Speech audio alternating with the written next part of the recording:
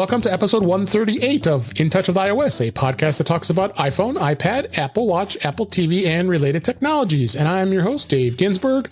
My co-host, Warren Sklar, was supposed to be here, but unfortunately, he had internet issues, so it wasn't going to work out today. But we also already had planned a wonderful guest, returning guest, Mr. Mike LaPlante. How you doing, Mike?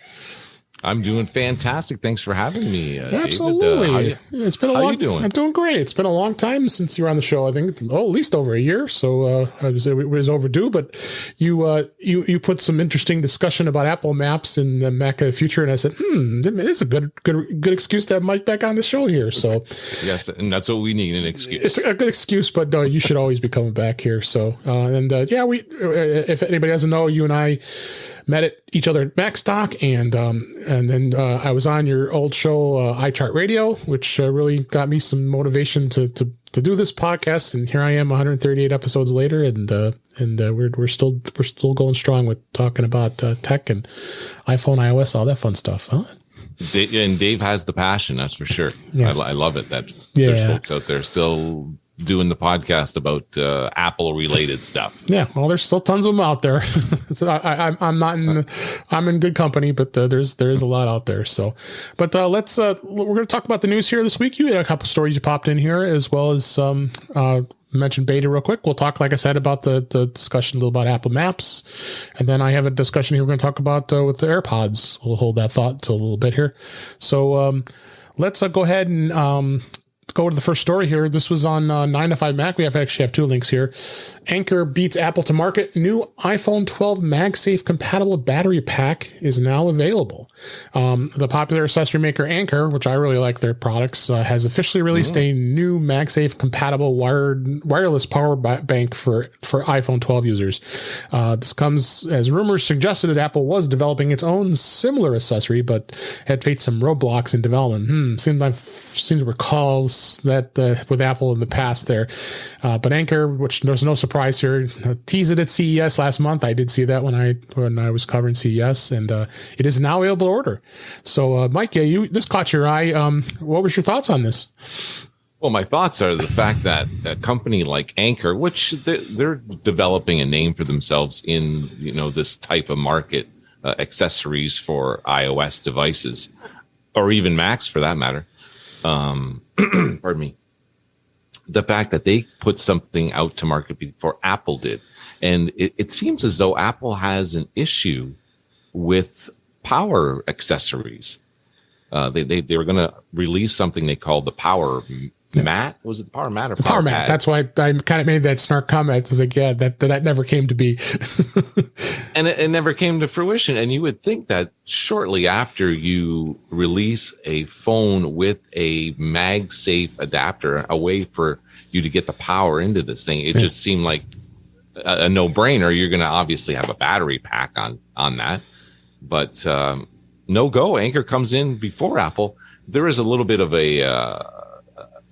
not a caveat, but the fact that the Anker device, which it basically just snaps onto the back of your iPhone 12, it only allows you to charge at 5 watts as opposed to which is the what do they call it, compatible with iPhone, as opposed to being in the program itself, which at that point you are able to charge at 15 watts. Yeah. No, this is great. And then there was two articles we linked to both 9to5Mac and The Verge. So I did to make The Verge. So if it makes The Verge, it's big news. So, this is it's as I said, it sports only a 5,000 milliamp battery. So of course they had to keep it light, only to keep it compact in size, I would think.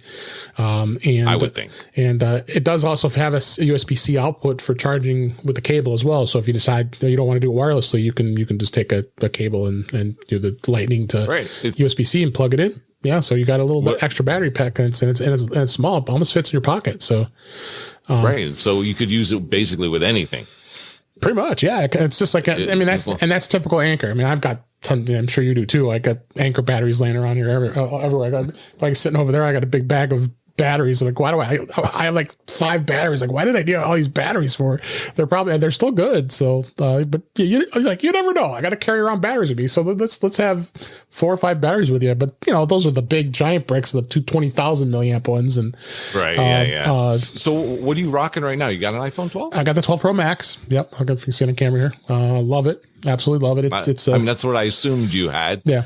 So what is your battery life with the average David Ginsburg daily routine going on? How's your battery? Actually, good question about the battery life, because I put it to a really good test here.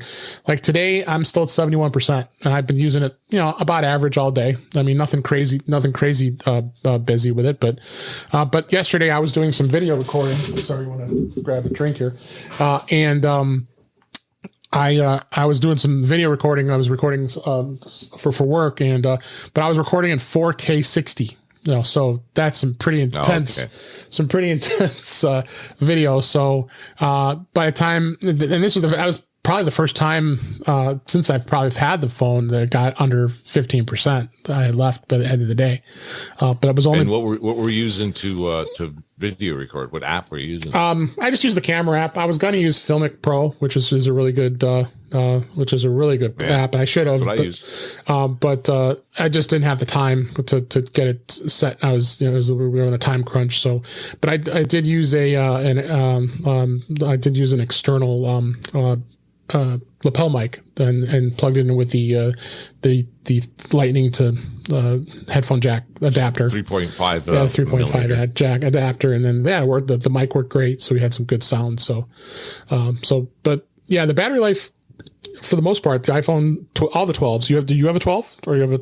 I don't. I'm still on the 11 Pro, which is fine. It's still a great phone. Thanks, Dave. Thanks, appreciate it. It is. I mean, people who have the 11, I tell them, if there's most people, not crazy people like me who are in the upgrade program and have to upgrade the next thing every right now. year. I do it every year. Warren does the same thing. So that's why Warren and I probably get along so well, because he's a little crazier than I am. He's buying new Macs like every other day, but that's a whole other story. Yeah, so the battery life's good. So something like this, I think this battery pack's probably not going to be anything I would probably be really too interested in, because I have so many batteries, and then it's and the battery life has been so good on my iPhone 12 Pro Max that that's something I. So I'm kind of curious. You have so many batteries. What do you use the batteries for? If you're I had been using them. I had been using them for charging it before, but I've had them over the last couple of years, so they're not something I had bought just recently. It's purchased just recently. So, okay. So, but just like anybody, look at my closet. I got bins of cords and cables, and I'm a tech guy. You got to have all this stuff. You never know when I'm gonna need stuff. So I got baggies of FireWire 400 cables up there, and why am I keeping this stuff? I mean, I just throw it out, but you never know. You might need a cable. I was going to ask you, do you have a FireWire cable, and you throw it? Of course. Oh yeah, I got a FireWire 800 sitting right here on it plugged into my OWC the dock station here. So because I still have FireWire external drives, so you never know. You never know. It was a great technology, FireWire, but obviously Apple felt the need to move on. Absolutely. So we went off on a tangent there, but. That's okay. That's what we like. We're having a good conversation here. Then this was a Mac Rumors the other day. Of course, on February 24th, it marked the Steve Jobs' 66th birthday. We sure miss him. He passed away in 2011. God, it'll be 10 years since in October. And they had a nice article to talk about. Of course, Mac Rumors is 21 years old, so I guess they were on the same day. So, which was kind of ironic, being that Steve Jobs was always one to not be too much of a fan of the rumor sites. If I seem to remember, a rumor site to get shut down by Apple many, many years ago. Oh boy, you got a good memory. Yeah, there. I forgot the name of the site, but I remember it happening. So it talks about, all the changes that happened. And I remember the day that they introduced the iPod, and when he brought it out, pulled it out of his pocket. And so a lot of exciting things that happened with Steve Jobs, and, very, very much missed around the world, from the Apple fans. And Tim Cook, had some nice words about him and a lot of good stuff. So, but I got into the Apple world a little late in the game. I didn't start really being into Apple more until really about 2005, 2006. So, whereas many others have been around since the 80s when the Macintosh first came out. So I missed that world. I should have been in that, but I stored myself away for a while and didn't come back until later. So, but what'd you think? I think, this was good to talk about him and what he's absolutely. Like. What his legacy was. His impact is obviously it's huge in terms of technology. Just in general, his ideas pushed forward a lot of innovation that who knows what would have been around if he hadn't showed up. Having said that, what if he's only 66 years old if he was still living today? It boggles the mind to think, what we'd have if he was still living. It makes you think of someone like Jimi Hendrix or something, like what kind of music would he be making? He was like right 24. Now? Yeah, he was like 25, so wasn't he when he passed? Jimi Hendrix, he was 27, I believe. Close. Yeah. He belonged to the 27 club. Yeah. If you're familiar with that. So check that out. That was some good stuff. And next story was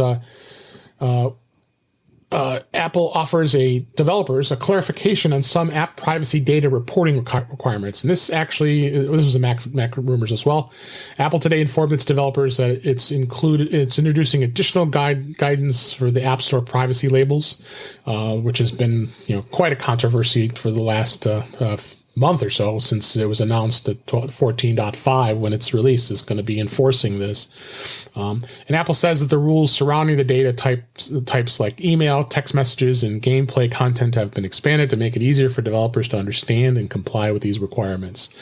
And on its developer website, it had a detailed list of the kind of information that developers must provide for their apps, an explanation on types of data collected, all that fun stuff. So it's going to be interesting to see where this goes. I mean, obviously, we've been hearing a lot with Facebook, and I'm honestly tired of hearing about Facebook and this whole thing with the privacy thing. But they need to get over it because this is something that needs to be done. I think Apple's looking out in the best interest of us and giving us the option. Do we want our things to be private or not? And it really is. It's important. What do you think? I think that Apple is taking the high road like they always have, and they always thought that customer privacy was paramount in all regards, whether it's the data you put into the apps that you get on the App Store or the services they provide as well. It's just something that they really believe in. And I think as time went on, Facebook, Google, and, all these companies that are using your data to target ads at you, they feel this is something that's good for the customer, but in reality, it's mostly good for Facebook and Google. It's on a second tier, it's good for the advertisers, the people who place ads on these platforms. It's it's an amazing platform to have all the eyeballs looking at your ads, and it's the least good for the consumers. There are times when I see an ad and I'm thinking, that was a really well-placed ad. And then I ended up buying something there, but then you always get creeped out. But then we have to think about at what point do we stop getting creeped out and we get used to this. We know that people are watching. Well, there's not people watching. There's an algorithm watching us. That's another thing that helps you get past all this is the fact that you realize there's no real person who's looking at where I go on the internet. It's all figured out on computers. And if someone wanted to extract that information, sure. Yeah. But that never happens. For the most part, all this stuff is going on behind the scenes, and it's all for the purpose of taking advertisements and putting them in front of your eyeballs. Absolutely. And I'm all for it, and I'm glad they're doing it. But these developers are going to have to get going. And we've talked about this before on the show here about Google. A lot of the Google apps haven't been updated since December. I haven't looked since then, but they're going to have to get on the bandwagon if they want these apps to be available in the App Store. So they have to get this. Going to have. I think that they're on it. Yeah, I think they are. So someone like Google, they're going to throw it. They're going to throw all their stuff. Well, when 14.5 is released, being Apple compliant. When 14.5 is released, they're going to have it's got to be done by then. They're going to have to do it. So, Next story, Apple surpasses Samsung as the world's largest smartphone maker in the fourth quarter. This is Mac Rumors. Apple overtook Samsung to become the largest smartphone vendor worldwide in the fourth quarter of 2020, a feat not achieved by Apple since 2016, according to the market data from Gartner. The final quarter of 2020, Apple sold 80 million new iPhones, largely driven by the launch of the first 5G-enabled iPhone series, of course, the iPhone 12. And improved camera features was a big thing, and that was one of the things that motivated me with the iPhone 12 as well. But this is great to see. I'm glad to see that Apple continues to excel with the iPhone. And I mean, it's their bread and butter. It's big part of their business. And this chart here shows all the other phone manufacturers. Just basically Apple, Samsung, Huawei. I wouldn't buy a Huawei phone if you paid me, but that's the Chinese company. So, but the privacy issues though. But yeah, what do you think? I think this is something great. I think that back in 2016, when this record was done before, Apple was releasing their iPhone sales results every quarter.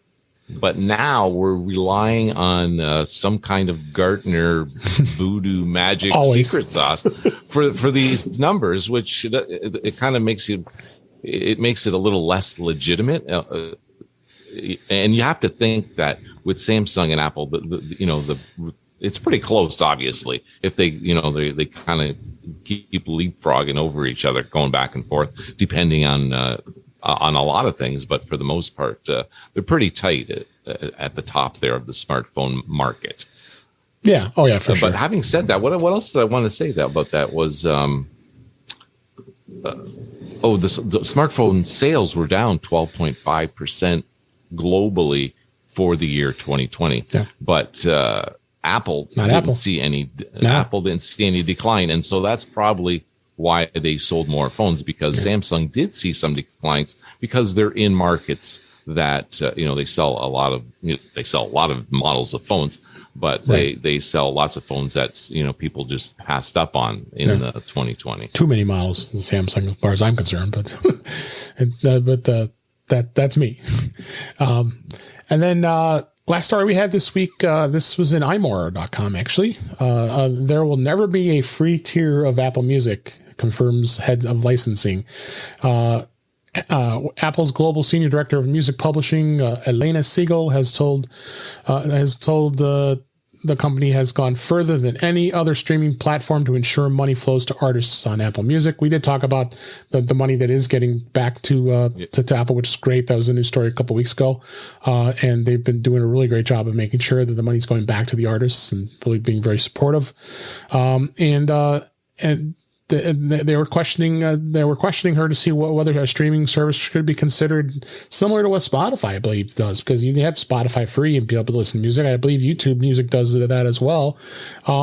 But why? I mean, if anything, what's going to happen with this is the fact that the musicians are going to be much happier with Apple, because Apple is rewarding them and not offering their services as a free tier. So, and you being a music guy, what do you think?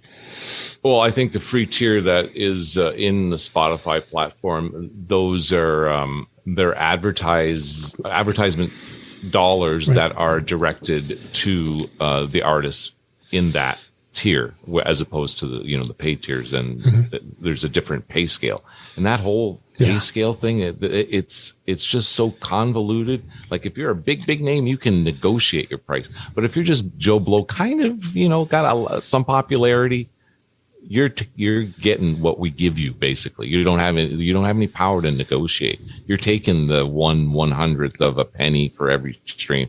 Or it's not even that. It's way less than that. What am I even thinking? But it's next to nothing, basically. These artists are getting, unless you're someone like Lady Gaga or Led Zeppelin or someone huge. You're getting what they give you, basically. Yeah, and they even were talking about here. The unlevel refers to assertion that YouTube doesn't necessarily have licensing for all the music it uses and doesn't need to. And, free is free. That's hard to compete against it. But there's some justification, like you said. Are these artists really getting rewarded for their music when people are listening to it for free? So it's definitely an interesting thing. That's right. Yeah, YouTube is that's a whole different thing as well. Yeah. It's not all one level thing there either. Yeah. You got artists who have, whole groups of people making sure that their music is not being played on YouTube. Right, because they have all the copyright claims are like afoot. I mean, I think I posted a video of from my Apple user group, and he played like not even 5 or 10 seconds of a song, and they threw a copyright claim right on it. I'm like, really? It wasn't even like part. It was just all he was using is doing it as a demo. He wasn't even playing it as like to actually play the song. So they're very, very on the YouTube, the video side of things, they're very strict about that. So now I'm a subscriber to YouTube Premium, so because I think it's worth it because as many of us love being on YouTube every day and could spend probably your entire day, if not then some, watching all the content that's on YouTube. But YouTube Music is included with that subscription. So So YouTube Music does have some benefits as well. So I'm an Apple Music subscriber because I do have the Apple bundle that's included with it, and then YouTube Music. So I'm a consumer of 2 platforms for music. So you get really the best of both worlds. But because there might be some obscure songs that were on YouTube Music that aren't on Apple Music. I'll go to a good example of music. Alf's Lifesong, he did a solo album. I never even realized that. And there was a solo album called Vapor, which you probably know. And it was on YouTube Music. Now this is great. I want to listen to this. And it sounded great. I mean, it was, because I'm a big Rush fan too. But it wasn't on Apple Music. So there's this kind of one example of, there are services out there that may have stuff. A lot of these one-off albums that don't make it to Apple's service because it just wasn't on that level, or the artist decided not to make it available. Someone like Alex Lifeson can afford to do something like that. And Geddy Lee has a solo album too, right? Yes. Okay. Yes, he does. Yeah. There's both the guys had some great stuff. Yep. So that's it with the music here, and then that's also it with the news that we're going to cover this week. Let's talk a little bit about beta. iOS 14.5 beta 2 is still out. It hasn't gone beyond beta 2. Unfortunately, Warren's not here to defend himself because, as we know, and I keep talking on the show every week, he loves being on the cutting edge of beta, and he always says it's okay. But we love you, Warren. And he had thought that it was going to get released to the public this week because in Mac to the Future Facebook page group, he had posted, "Get ready, it's dropping this week," and it didn't happen. So I think the biggest thing that people are really itching to get with this beta is the fact of being able to unlock your iPhone wearing a mask, utilizing your Apple Watch. So you'll be able to upgrade to watchOS 7.4, and you'll be able to upgrade to iOS 14.5, and then you'll be able to now finally get that convenience, because the Apple Watch, just like Apple Watch now can unlock your Mac, it's now going to be able to unlock your iPhone with wearing a mask, because it'll do Face ID and still see you're wearing a mask, and it automatically opens up. So, and I'm sure. I think it uses. Go ahead. I'm sorry. Go ahead. No. Go ahead. I think it uses whatever it is, 60,000 dots or 30,000 points of light, and I think it just repurposes those into the cavities of your eyeballs and the edge of the bridge of your nose. So that's a great convenience. It's interesting that one of the most like a friendly feature that we're looking forward to in this next version is a feature that we're hopefully not even going to need a year on or 2 years on. Let's hope. So beta should be out. I'm anticipating, I would hope to see it drop next week as we record this. But there also could be some things holding back a little bit because of what we just talked about earlier with the security and the privacy settings that a lot of pushing is going on. So they're probably, being smart and waiting to see how things fall in place before it gets finally released. But hard to say. It's beta. Yeah, and what do you think as far as when that's going to actually drop? Like sometime in March? I thought for sure, and Warren and I both had been talking about it. The fact that just this this Apple Watch unlock with the mask was a big, huge game changer, and it made and most normally media outlets don't normally talk about beta, and it was making it all the major media outlets, CNN and all the other big ones. Oh, look at what you're going to be able to do on your iPhone. So it got a lot of publicity. So you would think that Apple is probably is itching to get it out in people's hands and be able to do it. So for those who don't like to live on the edge of beta like Warren does, but so I would anticipate, I don't know, it could be next week. It's very possible, because usually like Tuesday, Wednesday is really when they've been releasing to the public once it comes out of beta to the public release. So when do you think the golden release is going to be available to everybody? Like I said, I think it's very possible next week. I really think so. Because it's been 2 weeks since almost 2 weeks since beta 2 came out. Unless they have another beta they want to come out with just to iron the bugs out. But these short betas tend to not go real long. I mean, unlike when the major release, like when iOS 15 starts rolling back out in June, which of course that'll go for a few months. They've been pretty quick. Yeah. They've been pretty quick with beta releases going public to public release. So it's definitely going to be interesting. So. All right, let's move on to the topic of the week. And Mike had posted this great video out on our Mac to the Future Facebook page. It was a short but sweet page, and a few interesting comments, I must say. But that's the way it goes when you post things on Facebook. But you were having a challenge of Apple Maps showing the location of a site, and I agree with you. I use Apple, but I'm a big Apple Maps user, and what I would do is I would search for something and I would say, hey, I want to know where it's actually located, and I would type it in. And you're right, there are some challenges where it isn't going to show up on Apple Maps, where Google Maps tends to do a little better job of it. So go and tell the listeners what your experience was and what you were disappointed with of all these years since Apple Maps was started. Yeah, well, Apple Maps it's had a trying time. Like, we're basically on the second iteration of Apple Maps right now, I think. Yeah, so it was so bad the first time that they said, let's get rid of that. Yeah. Could you imagine that? Could you actually imagine that if you're a company and you got rid of your whole mapping platform? And here we are right now, and we're still punching in the names of places, and their Apple Maps is not able to find them. And this is not, for me to post a video to the Mac to the Future thing, it wasn't just a one-off thing. I know it wasn't. It was. This happens to me on a kind of regular basis. Yeah. My wife tends to use. She just falls back to Apple Maps, and so I'm in her realm. Like, I might be navigating for or whatever, and then she gets frustrated. I'm like, you probably shouldn't be using Apple Maps. Well, there's something else to use. Well, yeah, there's Google Maps you could use, and I just the fact that Google Maps, it seems to have a lot more concentrated, up to date information about retail locations, I find as well.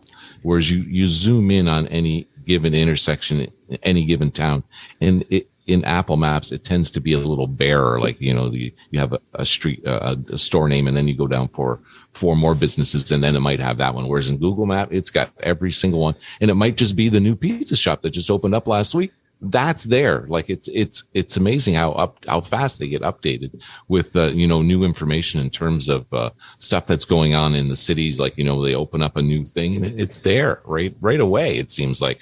So with Apple Maps, I would the story is I was just laying in bed with my iPad and I was watching. I belong to a wine club, and this guy was telling me about this winery from British Columbia that I've been to British Columbia wine country for many times, and he mentioned a winery I've never even heard of him. I'm like, well, where's this at? And I just accidentally open Apple Maps and try to punch it in. No dice. Punched it in Google Maps. It showed up. But the thing is, it was the name of the winery is called Intersection Winery. But the actual name of the place is called Intersection Estate Winery. So when you punched in Intersection State Winery into Apple Maps, you do get to go there. But how do we know that? I just see a guy holding up a bottle of wine, says Intersection, and I just punch in Intersection Winery. Google has the wherewithal to figure it out. He may be missing a word in here, but these two words, they fit together, and it is a place. Whereas the Apple Maps, I live in Canada. All the locations they gave me were all in the United States. I mean, for the most part, I mean, Apple Maps has worked okay for me. It just some of the settings that are in there, including just doing a simple search, having the app clips built into it, I think is really cool. I've demonstrated that before. You type in, a good example is Panera Bread. You type in Panera Bread, you look at the Panera Bread location, then the app clip will come up in the map, being able to place your order at Panera Bread right from Apple Maps. So they have done some smart things with Apple Maps in that sense. But yeah, I agree. And some of the stuff is not as friendly, and I think they've done good things about the look around feature where you can tap the image of somebody. I mean, they obviously pulled a lot of this stuff from Google Maps, had been doing this for a while, and that's fine. Yeah. So they've got this in here, and like here's a good example. I tapped in Popeyes because one day I got a craving for the Popeyes chicken sandwich because it's so good, and of course T-Mobile was giving a free one away, so I think that was the other reason why I was looking for a Popeyes sandwich here. But you scroll up, and this does have a way to order it too, and this actually brings it, and then that brings it in through Yelp, so you can place the order. The menu is on there through Yelp, and then it gives useful to know information. It gives you some of the ratings that people gave on Yelp. So it all depends on the restaurant and what you're looking for. It relates to the app clip that they build in. So that means you don't have to have the app that's that the restaurant actually provides and be able to do a search for it without a problem here. So they're giving the weather where you are and when you're searching on the map as well. So if you search in a different location, it'll tell you the weather information right there. The air quality index is in there as well. So you have that in there. That's important. So I think Apple Maps has done a good job when it comes to that and being able to do that. And they still use TomTom as their back end, which is interesting. And that's still very accurate data. So I think sure, of course. in itself, the Apple Maps is doing a very good job. But, when there's quirks like that, and there's a very good reason to say something and say, hey, what's the deal with this? Why can't you find this? Well, my frustration is rooted in the fact that I would love for Apple's mapping platform to be awesome because so many of their things are freaking awesome. Yeah. Well, come on, let's get with the Apple Maps thing. Like, I want to use Apple Maps exclusively, and then everything can tie in, and you always want to use the tie-in. One thing overlaps with the next thing, and it's relatively seamless. Whereas and the same thing is true with Google if you're in that ecosystem. But I'm in the Apple ecosystem. They have a mapping platform. I have expectations, and Apple's not meeting them. Yeah, absolutely. That's it. I agree. But I thought it was good at least to get that out there because people are always asking questions about that. There was also another, I actually put this in as a link. There's a link in the show notes, a story that was on Apple Insider about Apple's indoor mapping format has been adopted as a community standard. Apple Indoor Mapping Data Format, which they're calling it IMDF, was this week adopted by the Open Geospatial Consortium as a community standard for indoor positioning services. And Apple announced this past week. The standards is based on paving the way for accurate indoor positioning on a variety of platforms, because they do have in shopping malls, airports, it's all built into Apple Maps that gives you the opportunity of being able to set that up, and it's kind of freaky when you go in there. It's like, oh, there's where the JCPenney is, and where the store, the Apple store is here, and it shows you exactly where it is on the mall's map. So it's cool that they've adopted this as an actual community standard, and it was a great information. Mobile, and it is mobile friendly, compact, even readable. Gives you lots of extendability, so developers can easily work with Apple and the Apple Maps platform, being able to get this. So I've used it before. I assume you have. Yes, I have it, and I think it's awesome. I've been in a few airports. I've been in a few malls, especially over in the States. It's great to as a mall directory, especially when some of these are 3 levels, and you're just trying to find the Apple store or wherever, and these are the kinds of innovations that I think Apple is, I love seeing them throw them into the Apple Maps, but they just need to get, a few of the other edges smoothed out first before. I don't know if they're trying to do too much, or, like you say, they have the look around, and they have this indoor mapping platform that has now become basically a standard. But does Google have something like this? I want to say they do. I had thought they did. I can't imagine they wouldn't. I haven't used it, so I can't say for sure. All right. But I had thought that. I'd be surprised if Google wouldn't have something like that. Right. Hey, you know what? Apple has a great standard. Google should adopt it and use it in their mapping platform. That's how it should work, right? Next topic I want to talk about is I think I've mentioned this before on the show, and I've done this as a recommendation. There's a service out there. It's a company called Podswap, and their website is thepodswap.com. We have a link in the show notes about this. And what they do is, this is an interesting business model. They're actually based in Miami, Florida, and they started this business where what they do is they send you a refurbished pair of AirPods, and they replace the battery. They've come up with a way that they actually can disassemble the AirPods and be able to go get in there and actually replace the battery. And I never thought in a million years that you'd be able to get into these AirPods, because I've been using AirPods. I have the first gen, and that's what we'll talk about here. And never, who would have thought that you could even get into these? I know iFixit probably, I think, gave it a 1 or a 2 repair rating as it was anyway. Yeah. So, but they came up with a way where they, what they do is they take your, they send you a pair of refurbished AirPods with brand new batteries in them, and they've tested and rated them to have good batteries. You receive the replacement instantly, and then all you do is go into the pack, and you send them your old AirPods back, and you're done. So then what they'll do is they'll clean up the ones you had, because that people are going to have AirPods that have earwax and gross stuff, and they got to do some major sanitizing before they could even consider. I would assume so, yeah. So that they say they do that as well, which they have to, of course. I don't think they'd be selling somebody with some used.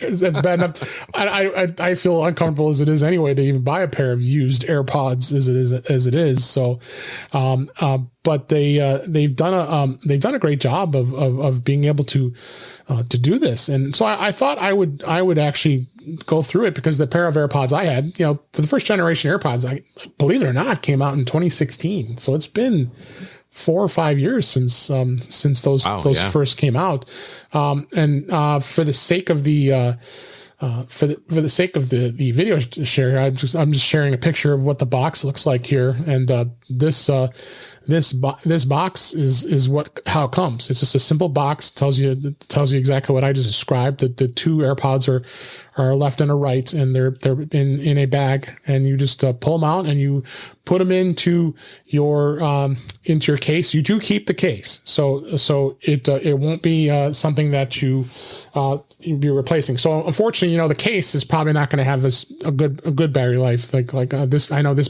battery case isn't as good for the battery as the AirPods themselves, but it's very easy to pair them. And if you go to Apple, you can go to Apple and get a new pair, but they're going to charge probably like $89. And at that point, you might as well just buy a new set, Sure. Because it's going to be really close. So the price on this is only $59, $59.99, and tax and I think it's nominal shipping, like $65 US.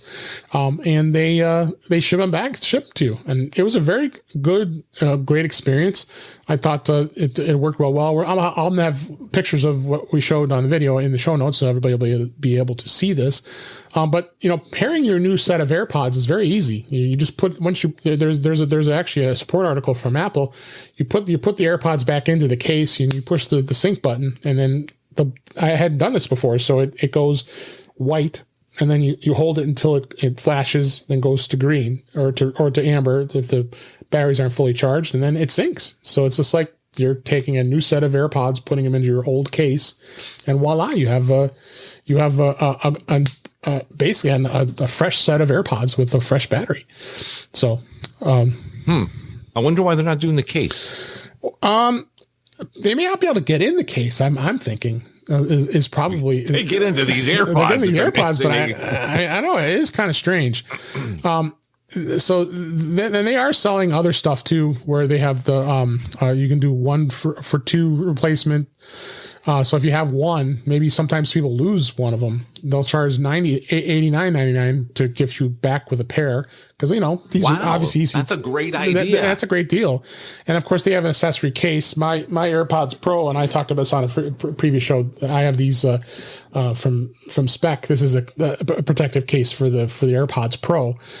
So they also have a protective case that they're selling. So it looks like I'd be interested to see if this is a sustainable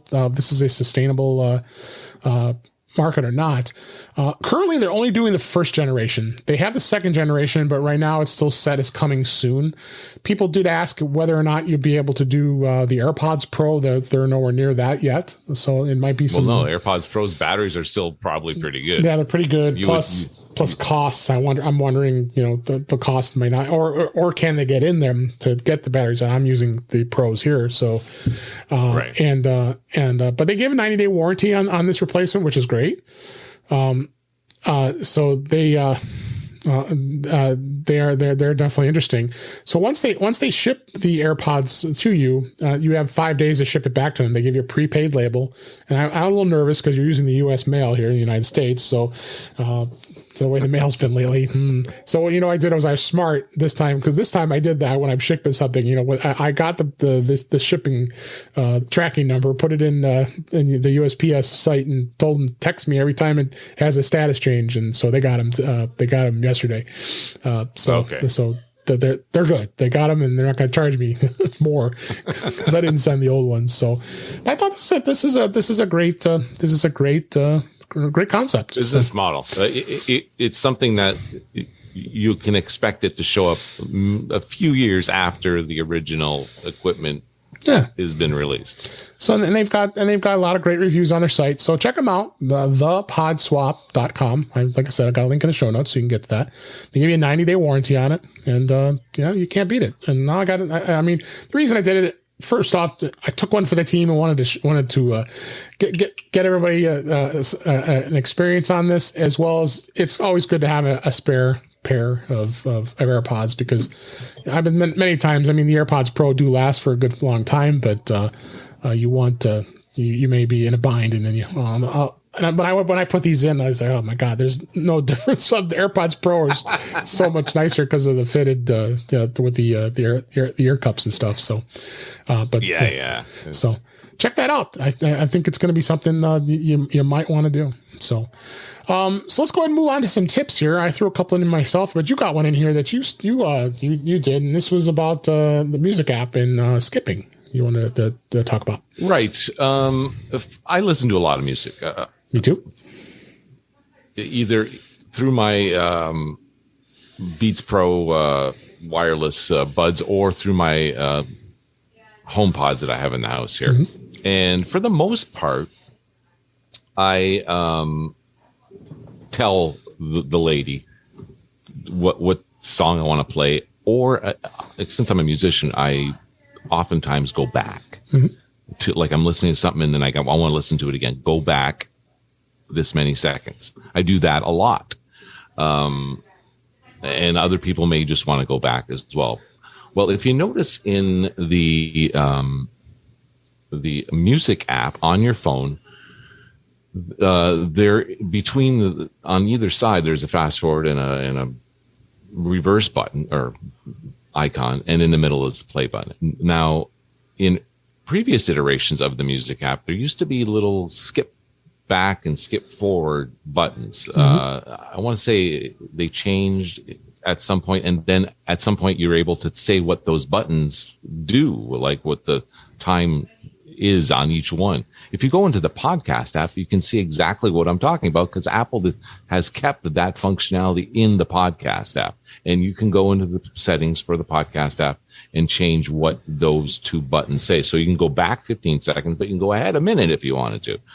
But in the music app, that's gone. So I was having a little jam session with my buddy there, and he is beside himself. I could see the frustration, and he's using an Apple product and he's frustrated. It's like a dichotomy that I just like. I got to what is he missing here? Because what I find is he gets frustrated because when he's talking to his phone, which I rarely talk to my phone unless I have my earbuds in. I usually will just hold the button on the side to summon the lady. And so he wanted to get backwards. Like, I want to listen to that again in 10 seconds. He goes, well, how come I can't just push something? And I try to grab the scrubber and I'm missing it. He goes, it used to be so easy. Just go poof and it goes back this amount of seconds. So I'm thinking, yeah, well, how come Apple took that out? What was their thinking behind that? And I realized that there's lyric mode in if you're listening to music, and in lyric mode, you can actually go back right to a very specific spot in a song. So it's great for musicians as long as the lyrics are there, which for most songs, the lyrics are there and they scroll. So you can go right back to the beginning of that chorus and push those lyrics there, and you can start at that point in the song. So if you're wondering where your skip buttons were to go back or forward to a certain spot in the song, you go into lyric mode, which is that little icon at the bottom left there, and you go in there, and that's how you micro manage where you are in any given song. Absolutely. I think Apple did a great job in music with lyrics. I mean, being able to just a simple way to just tap that button, go in, and you can follow along the lyrics. And I always, like my wife, I show it to her all the time. It's like, hey, look, you can sing along to this, and you get to see the lyrics. Here, look at that. You know, especially when you put it on an iPad. So it's almost like it's almost karaoke on your iPad. So I think they did a really great job of getting that in place for the lyrics. So, but no, that was a great tip. I think everybody's going to like to know how to do that skip function in Apple Music. So, I have a couple tips. These are kind of tips and apps, really. This was actually an article on 9 to 5 Mac, but I think was a good place to reference because this has always been a challenge. And I think many of us these days probably do take images of text, or take images or a screenshot of your iPhone or anything. Specifically, a lot of times it has like text and stuff on it, so you want to be able to capture it. Of course, when it's a photo, that makes it even more challenging. And then for those using your Mac all the time, you'd always have a PDF of something, and it would be an image. It'd be near impossible to be able to capture that text, because you may want to convert the image to text and copy it right to your clipboard and paste it into a document. It might be something that you find that's on there. There's a number of apps that they mention here, and one of them I have found here, which is really a really cool app. It's called Live Scan, and they tested this, and I agree with them. I've used this before. It does a great job of basically what it does is it's an app that opens up any image that you have in your in your camera roll in photos on your iPhone, and be able to scan the document with whatever type of language it could be, you know, whether it can be English and it might be Chinese characters, and it does a really pretty good job of doing that. So, and you just grab those photos, be able to scan it and bring it right in there.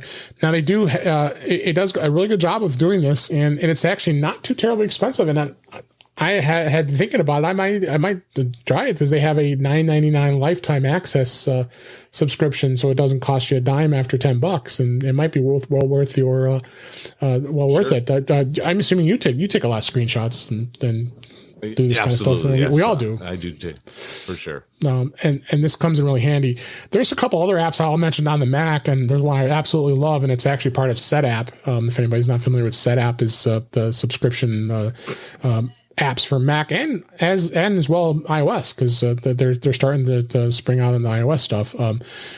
It's an app called Text Sniper, and I was super impressed with it. I have it on my Mac, and it does the same thing. It's just a matter of doing, just like you're doing like a screen capture on your Mac, and it just scans whatever is text is on a photo, and it'll grab it, and it does a really good job of doing that.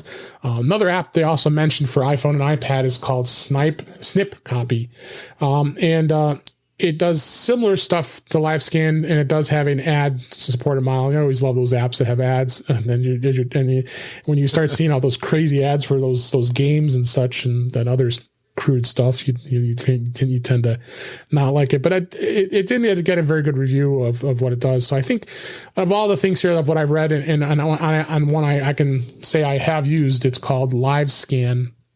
Check it out. There's a free 7-day trial. You can try it out. They do like $1 a month, or $5.99 a year, or like I said, for $10. My gosh, I mean, might as well just do a lifetime.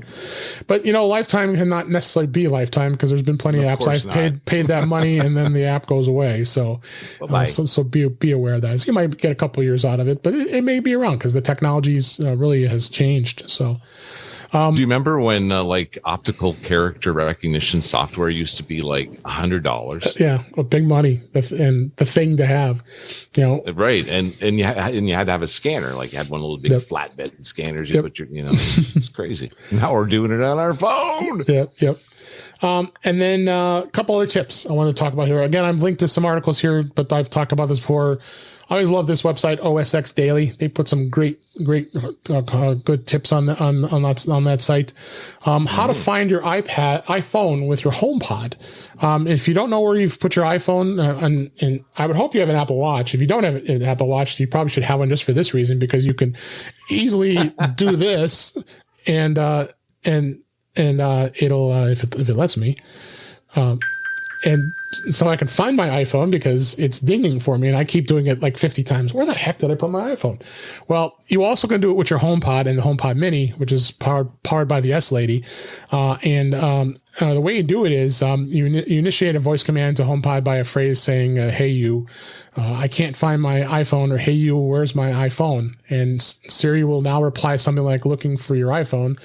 And at that point, you'll have to wait a few seconds. So basically what it's doing is utilizing the Find My service that you've already got your iPhone linked to. So I would assume this would work with the iPad as well. I should probably try that because it puts this system alert on the iPhone's screen saying "Find My iPhone alert," and you just got to tap it. So otherwise, it's going to keep donging and drive you crazy until you do it. So check out that feature for those of you who have HomePods.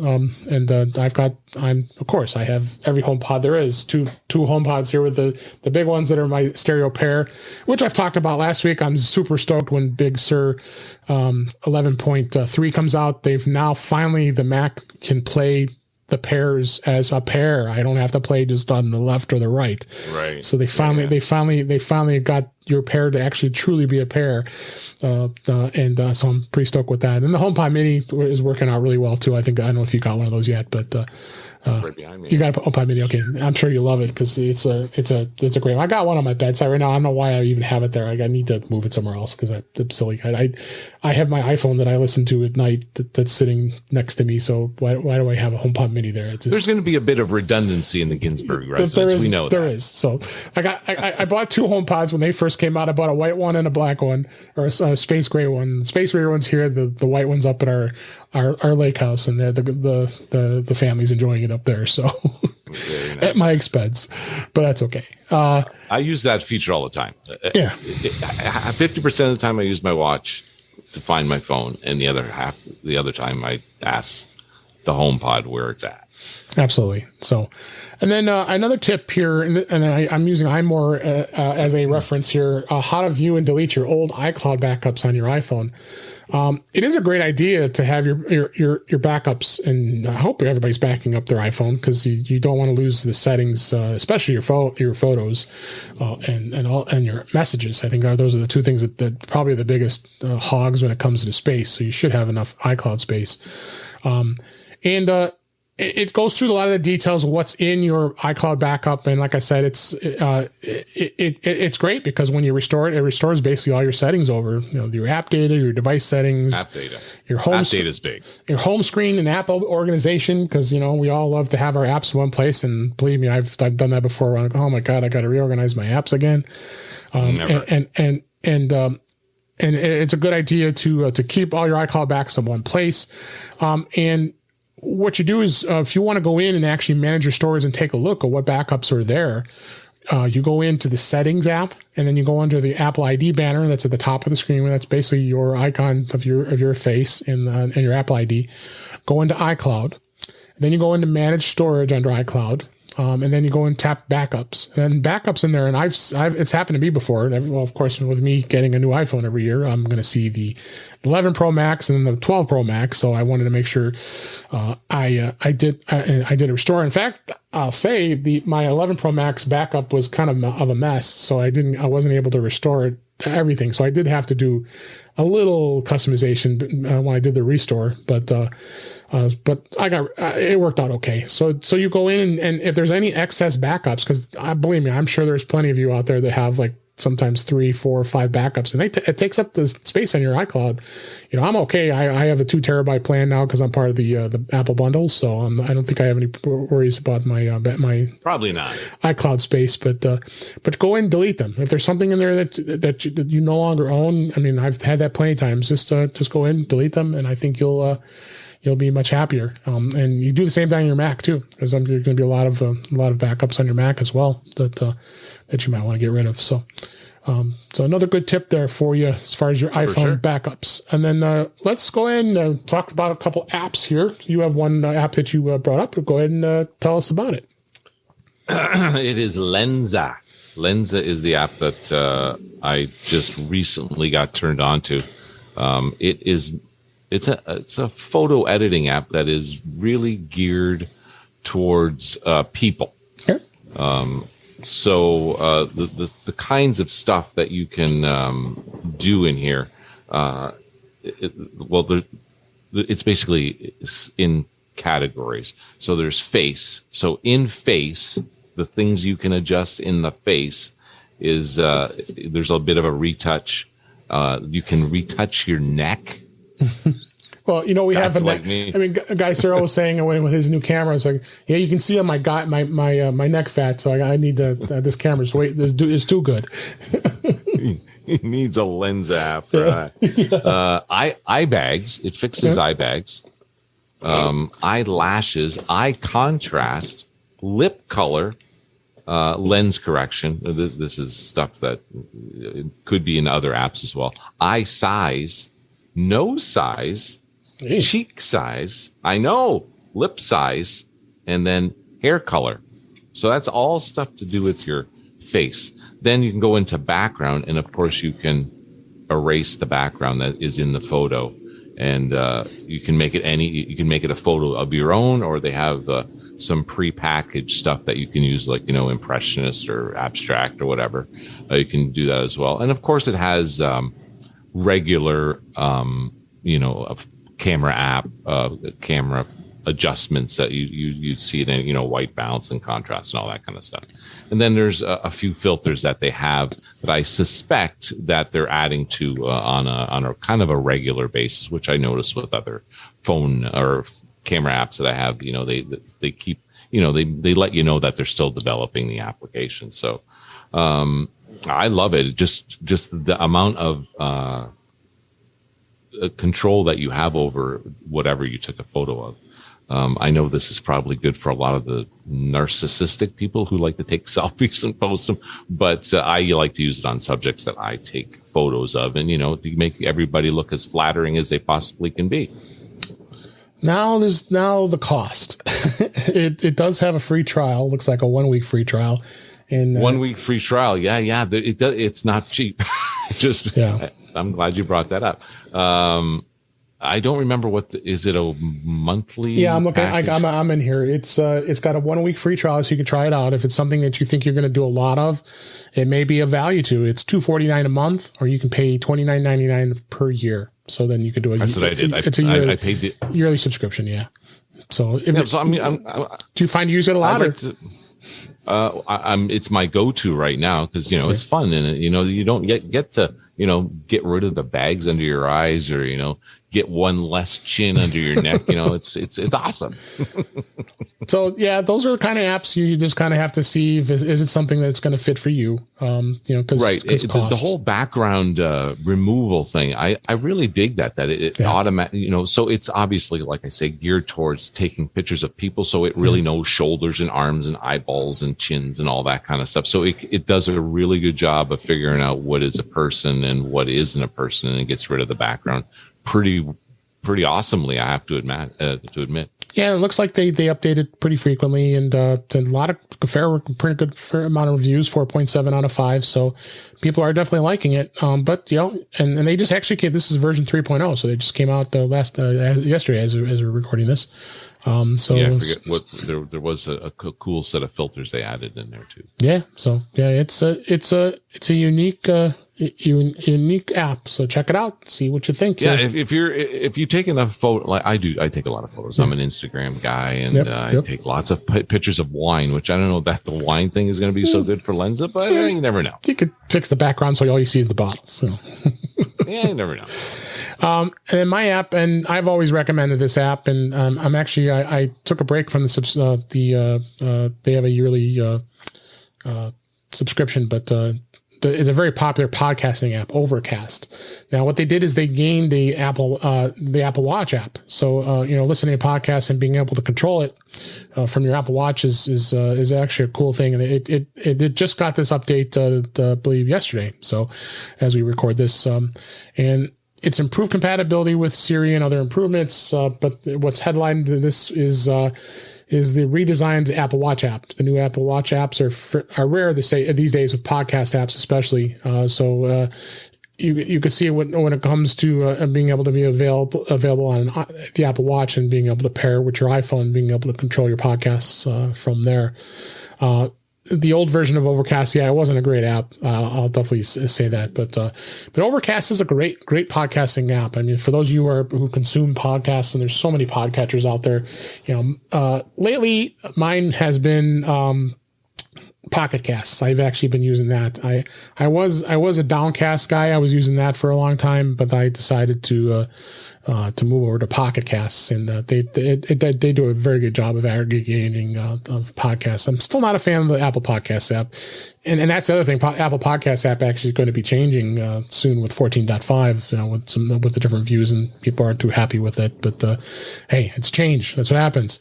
But I guess so. It's interesting you mentioned the Apple Podcast app. I listen to a fair amount of podcasts, but it's always when I have my earbuds on. Yep.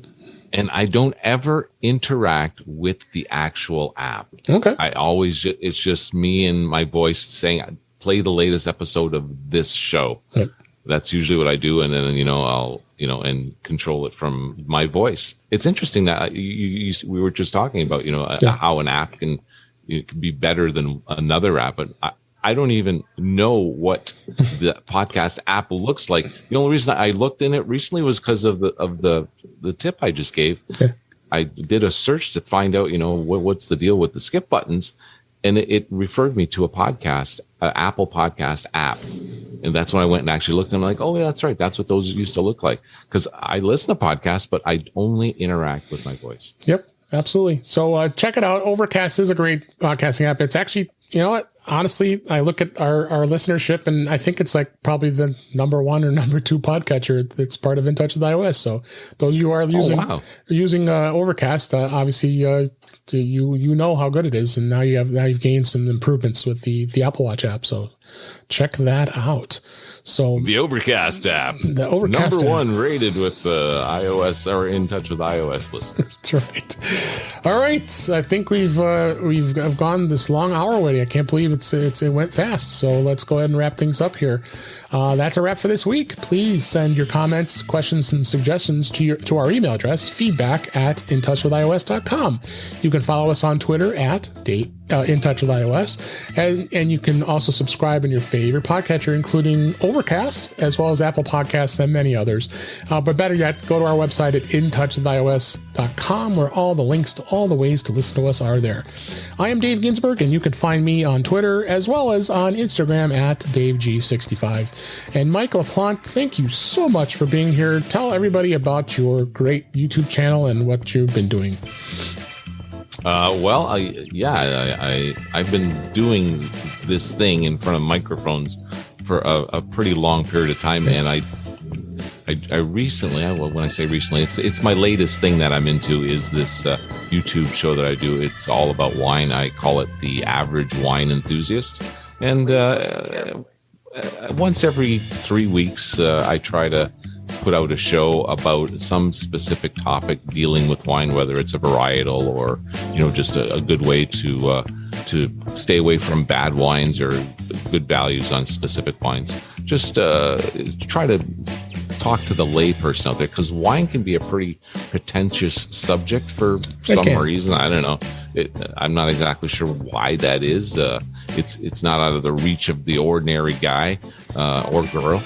And so I just put a show out there, and I'm having fun. I enjoy wine on a pretty regular basis. And so I just try to share the knowledge that I get. And like I said, you can go to YouTube and find that at The Average Wine Enthusiast. I also have an Instagram account, which that gets my wine usage up a bit. You can see what I'm drinking and get the latest scoop on what's happening over at my Instagram account, which you can also find at Average Wine Enthusiast. Great. We'll link in the show notes. Thanks so much, Mike, for being here. Really appreciate it. A lot of fun. Thank you. And I hope everybody enjoyed the show. We had a lot of great discussion here. Hopefully Warren will be back next week, and he won't have any internet connection issues, but we missed you, Warren. Thanks always to you, as well as being our co-host. And thanks, everybody. We'll talk again soon, and thanks for listening.